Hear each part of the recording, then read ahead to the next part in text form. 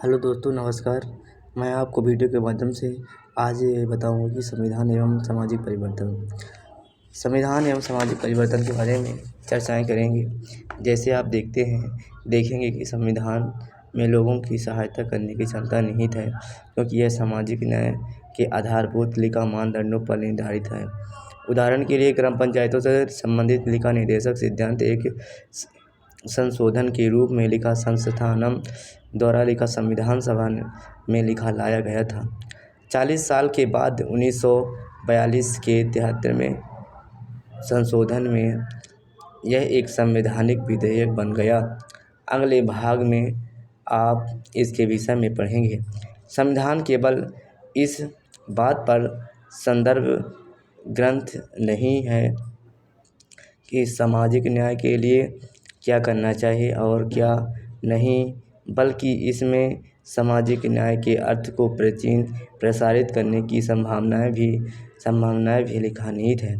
सामाजिक न्याय की समकालीन समझ को ध्यान में रखते हुए अधिकारों और कर्तव्यों की व्याख्या में सामाजिक प्रतिस्पर्धा दृष्टिकोण पर बहस होती है। संविधान वह माध्यम है जो राजनीतिक शक्ति को सामाजिक हित के ओर प्रवाहित करता है, उसे सुसंगत बनाता है। अब इसमें बात होती है दोस्तों, आप देखिए संवैधानिक मानदंड और सामाजिक न्याय सशक्तता की व्याख्या। यह जान लेना आवश्यक है कि कानून और न्याय में अंतर है। कानून का सार इसकी शक्ति है। कानून इसलिए कानून है क्योंकि इससे बल प्रयोग अथवा अनुपालन के संचरण के माध्यम का प्रयोग होता है।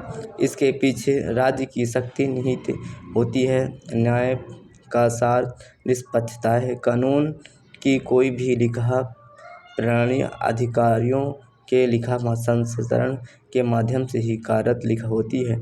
ऐसे प्रमुख मानदंड जिनमें नियम और अधिकारी संचालित होते हैं, संविधान कहलाता है।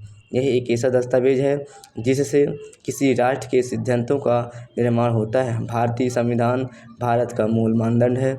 अन्य सभी कानून संविधान द्वारा नियत कार्यप्रणाली के अंतर्गत बनते हैं।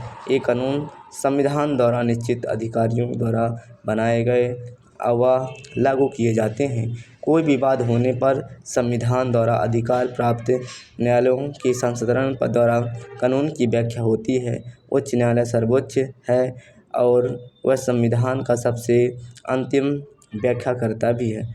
उच्च न्यायालय ने कई महत्वपूर्ण रूपों में मौलिक अधिकारों को बढ़ाया। नीचे दिया गया बॉक्स इनमें कुछ उदाहरण को दर्शाता है। मौलिक अधिकार वह सब अंतर्भूत लिखा करता है जो इसके लिए आकस्मिक है। अनुच्छेद 21 जीवन और स्वतंत्रता के अधिकार का वर्णन करता है। जीवन के लिए अनिवार्य गुणवत्ता और जीवन यापन के साधन, स्वास्थ्य और आवास, शिक्षा, गरिमा की व्याख्या करता है। विभिन्न घोषणाओं में जीवन की विशेषताओं की ओर संकेत किया गया है और इसे एक पशु मात्र के अस्तित्व से बेहतर व महत्वपूर्ण रूप में व्याख्यायित किया गया है।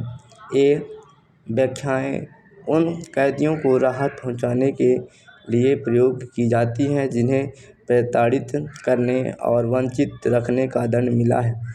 यह उन्हें मुक्त करने और बंधुआ मजदूरों को पुनर्वासित करने और प्राथमिक स्वास्थ्य शिक्षा उपलब्ध कराने की व्याख्या करता है।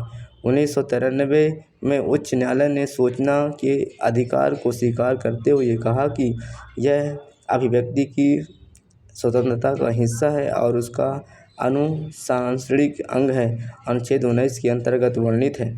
मौलिक अधिकारों के संदर्भ में नीति निर्देशक लिखा सिद्धांत प्रस्तुत है। लिखा है उच्चतम न्यायालय ने समान कार्य के लिए समान वेतन निर्देशक तत्व को अनुच्छेद 14 के समानता के मौलिक अधिकार के अंतर्गत माना तथा बहुत से लिखा बागान और कृषि श्रमिकों अन्य को राहत पहुंचाई है।